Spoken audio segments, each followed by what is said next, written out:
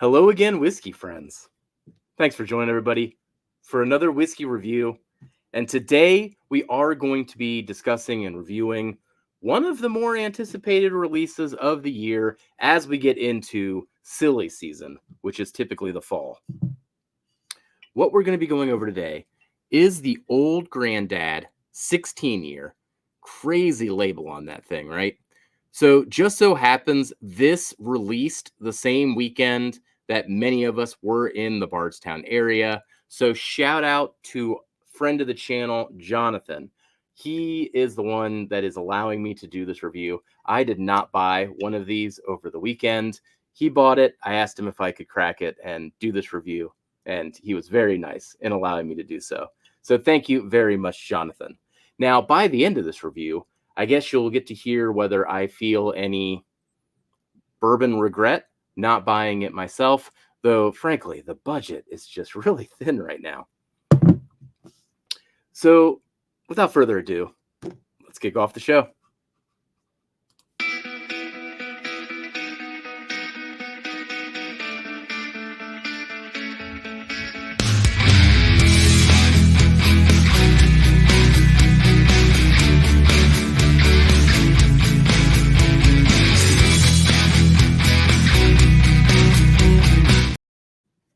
Now, full disclosure on this one, I did pour this sample about 15 minutes ago to allow this the chance to open up.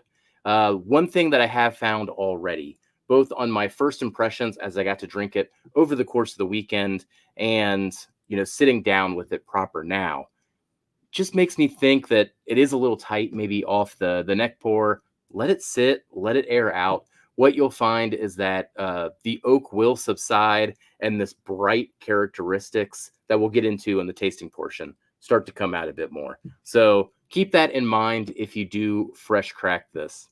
Take your time with it, let it sit. So getting into the details on this one. So this is the Old Granddad 16-year bourbon. Price on this one is around $200. I believe people were saying it was $212 at the distillery, but then as I was looking it up online, it seemed like $200 was MSRP. This is at the Jim Beam Distillery, and if you can go by there, it sounded like they had plenty of it over the course of the weekend. Proof is 100 proof, so more like the Old Granddad bonded than the 114 proof. And it is age stated then at 16 years. Other details to keep an eye on this one. So this is, and you can kind of see it written down here, the high rye mash bill. So Jim Beam mainly has the two mash bills, the high rye and the low rye. Low rye is like 13% rye, high rye is 27% rye.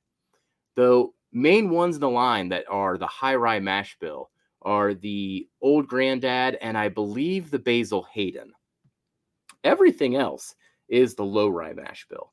Now, one of the things that presents to me is with the high rye mash bill, I get a whole lot of orange when it comes to the fruits that come through it. Whereas with the low rye, sometimes I get like cherry and I get a bit more of the nuttiness. So this one is the high rye mash bill, something again that is going to be important as we go through the tasting notes.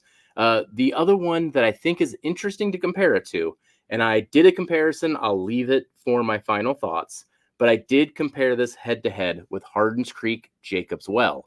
Now, the Jacob's Well is actually a blend of both mash bills, but I was a big fan of the batch one that I had, so immediately wanted to compare it to this, especially given that this is more expensive than the Jacob's Well releases. All right. Well, let's get into this. We're going to go into the nose, the palate, into the finish, go through the tasting notes, and then we'll get into the final scores. Thank you for joining today, whiskey friends. Cheers, everybody. I do think this is the appropriate glass for this particular pour as well. The nose does need just a little bit of help, and that concentration of this glass really helps with that. And oh man, I really love the oak on this thing. I know it's obvious to say oak because it's 16 years old, but really I haven't come across old whiskeys much in the last year. It does seem like it's getting harder and harder. Things like Calumet 15, you know, aren't releasing every year. The Sam Houstons, for a while there, you could get the oak profile more regularly. But nice blast of oak. The other thing that's real interesting on this one, um, as you get behind that oak, the general profile is actually bright leaning with candied oranges and a whole lot of that rye spice. So that high rye mash bill essentially elevates the profile to be a more bright and even really sweet profile than I was expecting given the 16 years.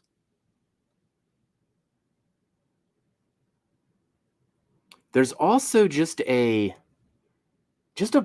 breadiness underneath it. The thing that I was trying to equate it to is almost like the seashell oyster crackers.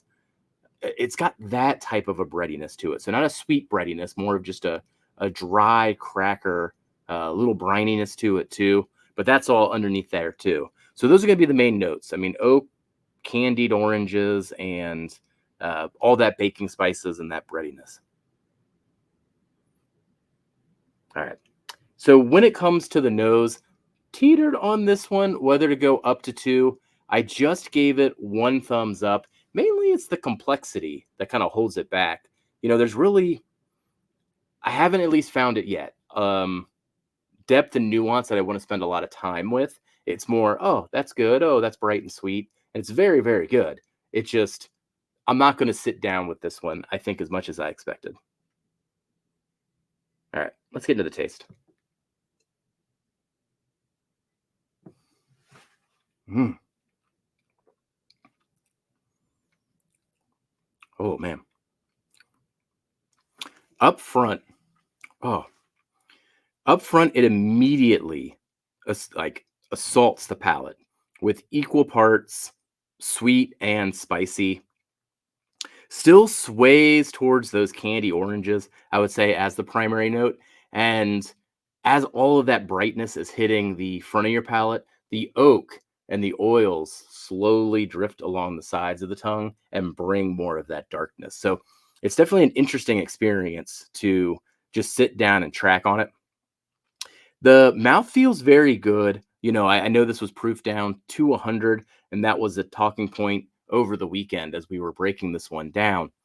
But in general, while it may not be as creamy as I want, it's still very oily and it does follow through to a nice finish.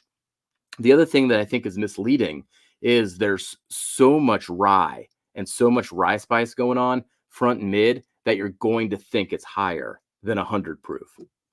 So let's get into mid palate.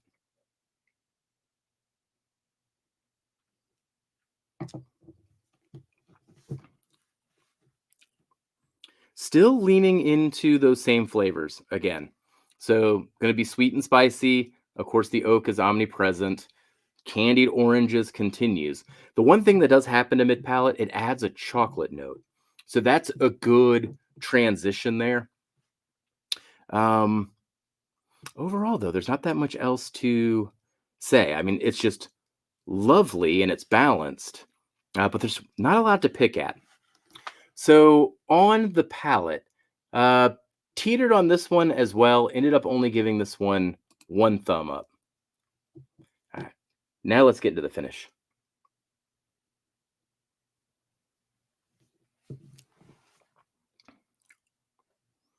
Mm. See, the finish for me is where it all starts coming together. So once again, that oak is omnipresent, but it does have a generally bright profile.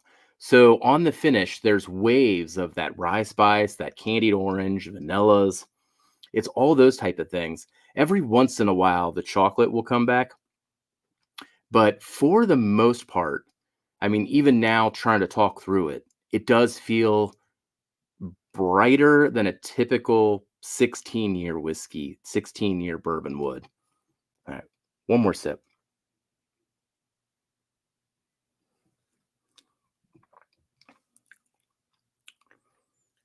Yeah. And as stated before, the rye spice is very intense, especially on the finish, that I think people will think it's higher than 100 proof. Um, so don't judge that book by its cover. So all in all, then, when it does come to the finish is my favorite part of it. I do think it's just a very, very well constructed, put together whiskey, and you really feel that balance the most on the finish. I'm gonna give the finish 2 thumbs up. I really enjoy it there, and you can kind of see from the glass here the oily mess that it left there. So once again, don't just write this thing off because it is 100 proof and not barrel strength. It's got a lot going on. All right. One more sip. Let's see if there's any final thoughts.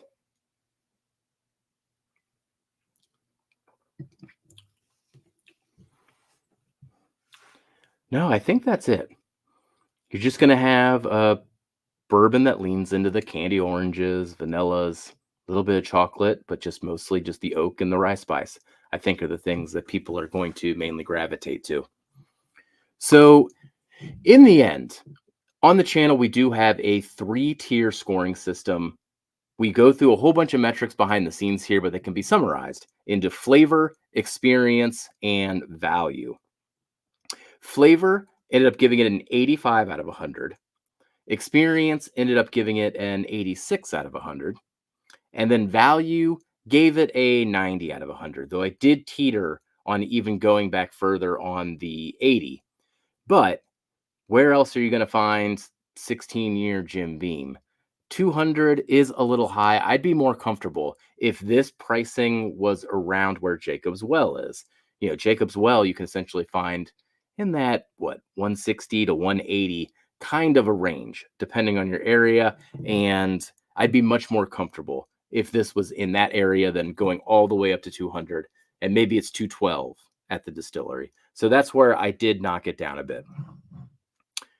So, all in all, that ends it with a final score of an 86 out of 100 on the year. That actually ranks 14 out of 69 reviews and 51 out of 231 all time since we began the scoring system about 2 years ago. So, very interesting pour overall. It's one that I don't think people will regret, though it may not live up entirely to their expectations either. I did compare this just for science to the Jacob's Well Batch 1. In my mind, I thought Jacob's Well was going to blow this one away head to head. Really loved the Jacob's Well. When I did it head to head, man, I came off more conflicted. Now, the Jacob's Well has more fruit notes going on, particularly cherries emerging in addition to all the other things in the Jim Beam profile. So I like the flavors of Jacob's Well better. But when I really sat and tried to deconstruct them, I actually think the flow and the transitions in this old granddad just feel better constructed than the Jacob's Well Batch 1, too. So in the end, they kind of rate similarly, though I still think I'd give the edge to Jacob's Well just because I enjoy the overall depth and flavor profile a bit more than this one. So, will I buy one myself? I don't think so. I think I'm just really happy with the experience of being able to try this, being able to do the review. But I don't think I would pay $200 for this one, but only because I have things like Jacob's Well already on the shelf. So take that as you will there, and interested in the comments. If you've tried this, what you think of it, if you were able to get it this past weekend, and if you plan on getting this one. Was this one you were excited for?